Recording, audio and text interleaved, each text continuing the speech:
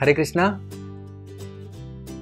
भगवद गीता एक व्यावहारिक ग्रंथ है और उसमें हमारे जीवन के बहुत सारी समस्याओं का समाधान बताया गया है। तो जब मैं एक दफ़ा एक जगह भगवद गीता के ऊपर प्रवचन दे रहा था तो एक श्रोता ने मुझे प्रश्न पूछा कि भगवद गीता में सभी समस्याओं का यदि समाधान है तो क्या भ्रष्टाचार के लिए भी कोई समाधान दिया गया है? मैंने कहा जी हाँ, भ्रष्टाचार के लिए भी समस्या का समाधान दिया गया है। तो कैसे हम लोग देख सकते हैं कि भगवद गीता का यदि कोई व्यक्ति अपने जीवन में पालन करता है तो भ्रष्टाचार इस समस्या का समाधान हो जाएगा? भ्रष्टाचार तो एक बहुत ही बड़ी समस्या है, अलग समस्या है। सारे देशों में अलग अलग स्तर पे ये समस्या के रूप में खड़ी है। बहुत सारे लोग उसका समाधान करने का प्रयास कर रहे हैं लेकिन कई जगह असफल हो जाते हैं।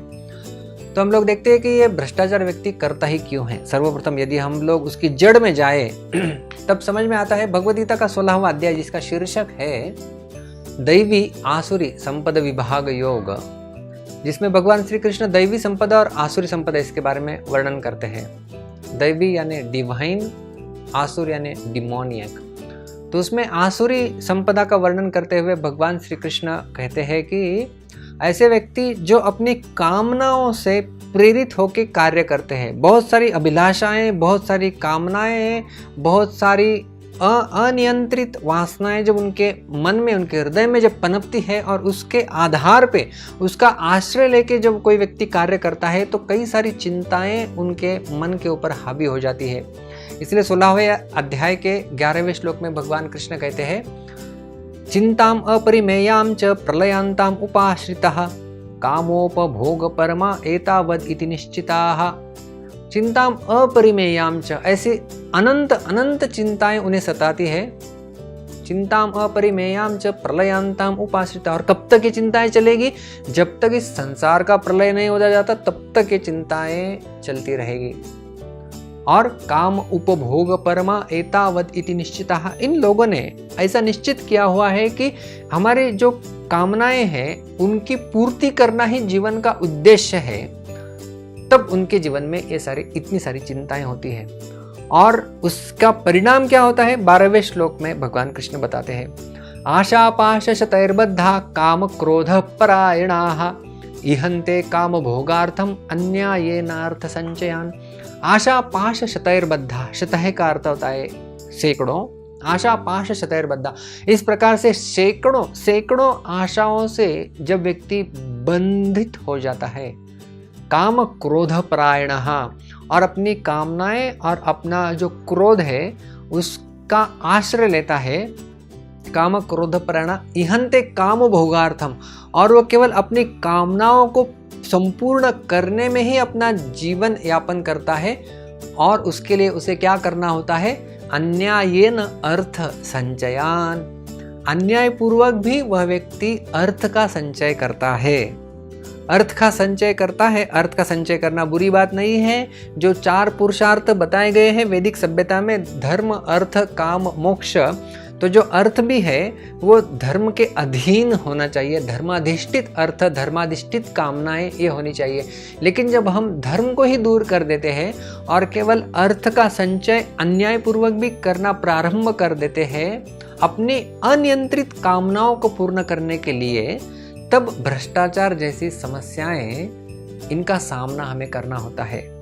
तो ये समस्याएं क्यों आती है, इसका जड़ यदि हम लोग देखें तो हमारी अनियंत्रित कामनाएं, अनियंत्रित इच्छाएं, और उनको ही पूरा करना ये जीवन का एकमात्र उद्देश्य। इसे हम लोग कहते हैं मटेरियलिस्टिक वर्ल्ड व्यू, यानी एक भौतिकवादी दृष्टिकोण जीवन की तरफ देखने का। तो जब मेरा जीवन की और इस जगत की ओर देखने का नजरिया जब केवल भौतिक बन जाएगा, सारी वस्तुएं मेरे इंद्रिय तृप्ति के लिए है और इस जन्म के पश्चात और कोई दूसरा जीवन है ही नहीं, जब ऐसी धारणा मेरी बन जाती है तब मेरा जीवन का उद्देश्य केवल कामनाओं की पूर्ति है और उन कामनाओं को ये न के न प्रकारे न कैसे भी करके मुझे पूरा करना है। तब जाके मैं उस गलत साधनों का भी प्रयोग करूंगा। अन्यायेन अर्थ संचयन, अन्यायपूर्वक भी मैं अर्थ का संचय करूंगा और भ्रष्टाचार भी मैं कर सकता हूँ।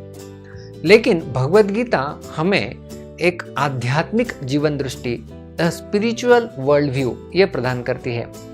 ये जो दृष्टिकोण है जीवन की ओर देखने का, कि सर्वप्रथम मैं केवल एक शरीर नहीं हूँ जो केवल एक कामनाओं का पुंज है, मैं एक शाश्वत आत्मा हूँ जो इस शरीर में अभी मैं आया हुआ हूँ। गीता में भगवान कृष्ण बताते हैं, देहिनोस्मिन् यथा देहे कौमारम यौवनम जरा तथा देहांतर प्राप्ति ही धीरस्तत्र न मुह्यति। जिस प्रकार से हम यानी आत्मा जो एक छोटे बच्चे के रूप से फिर आगे तरुण अवस्था में और वृद्धावस्था में जाता है, उसी प्रकार से मृत्यु के पश्चात यही आत्मा इस शरीर का त्याग करके किसी अन्य शरीर में चला जाता है।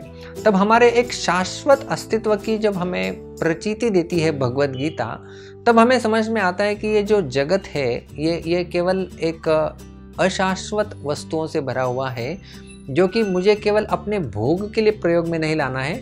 और दूसरा सिद्धांत भगवान कृष्ण बताते हैं कि ये जो सारी वस्तुएं तुम देख रहे हो उसका मालिक मैं ही हूँ।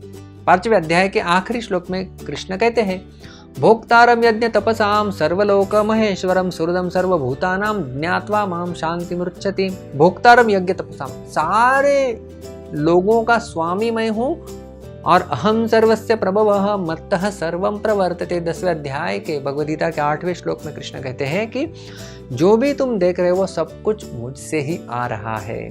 तो यदि सब कुछ भगवान से ही आ रहा है तो हम भगवान का अंश होने के कारण हमारा कर्तव्य बनता है कि ये सब कुछ भगवान की सेवा में ही प्रयोग किया जाए, भगवान के सेवा में ही इन वस्तुओं का उपयोग होना चाहिए। तो यदि ये आध्यात्मिक धारणा हम लोग रखते हैं और उसके साथ साथ ये भी धारणा होती है कि परमात्मा के रूप में भगवान मेरे हर एक गतिविधि की ओर बारकाई से देख रहे हैं। हम लोग देखते हैं कि कभी हम लोग जाते हैं और वहाँ पे लिखा हुआ था कि इस क्षेत्र में CCTV लगाया गया है, तो हम लोग चौकन्ने बन जाते हैं, हम लोग कुछ बुरा कार्य नहीं करेंगे। उसी प्रकार से जब हम आध्यात्मिक धारणा से जब देखते हैं तो भगवान कृष्ण जैसे गीता के 15वें अध्याय के एक श्लोक में कहते हैं कि सर्वस्य चाहम हृदि सन्निविष्टो मत्तः स्मृतिर्ज्ञानम अपोहनम च। सर्वस्य, सारे लोगों के हृदय में परमात्मा के रूप में मैं निवास करता हूँ। जब ये आध्यात्मिक धारणा मेरे हृदय में पक्की हो जाएगी कि भगवान मेरे हृदय में है और मेरे सारे गतिविधियों के साक्षी है, तब मेरे से बुरा कार्य बिल्कुल नहीं होगा। तब ये आध्यात्मिक या स्पिरिचुअल वर्ल्ड व्यू क्या है? सर्वप्रथम हमने देखा कि मैं केवल न एक शरीर हूँ बल्कि मैं एक आत्मा हूँ जो एक जीवन के प्रवास में लगा हुआ है। और दूसरा हमने देखा कि भगवान एक साक्षी के रूप में हमारे हृदय में स्थित है। और तीसरा मुद्दा हमने देखा कि किस प्रकार से सारी सृष्टि भगवान से ही आती है और भगवान उसके मालिक है, और भगवान के पुत्र होने के नाते हमारा कर्तव्य है कि सब कुछ भगवान की सेवा में ही हमें लगाना है। तो जब हम केवल एक भौतिकवादी दृष्टिकोण का त्याग करके एक आध्यात्मिक दृष्टिकोण को हमारे जीवन में स्थान देते हैं, उसे स्वीकार करते हैं, तो कई सारी समस्याओं का समाधान हो सकता है। और उसमें से जो एक प्रमुख समस्या जिसे हमने कहा भ्रष्टाचार, यदि हम लोग इस आसुरी संपदा का त्याग करके और आध्यात्मिक जीवन दृष्टि का जब हम लोग अंगीकार करेंगे, स्वीकार करेंगे, और उससे क्या होगा कि हमारी जीवन दृष्टि बदल जाएगी। हम लोग इसे केवल भौतिक नहीं बल्कि आध्यात्मिक जीवन दृष्टि के स्तर पर लेके जाएंगे, तब इन समस्याओं का समाधान हो सकता है। और इसलिए ईशावास्य उपनिषद, ईशोपनिषद जिसे कहा जाता है, उसमें कहा है कि जो भी कुछ हमें मिला हुआ है, ईशावास्यम इदम सर्वम यत्किंच जगत्याम जगत तेन त्यक्तेन भुंजिता मा गृधः कस्य सिद्धनम, कि ये सब कुछ सृष्टि भगवान की है और उसमें भगवान ने मुझे जितना दिया हुआ है उतना मुझे लेना है, न कि दूसरों के हिस्से के ऊपर मुझे अतिक्रमण करना है। तो जितना मुझे दिया हुआ है उसमें संतुष्ट होना है और जो भी मिला हुआ है उसे भगवान की सेवा के लिए प्रयोग करना। यदि ये धारणा हम लोग रखेंगे तो सारे संसार में भ्रष्टाचार की समस्या का समाधान हो जाएगा। बहुत बहुत धन्यवाद। हरे कृष्ण।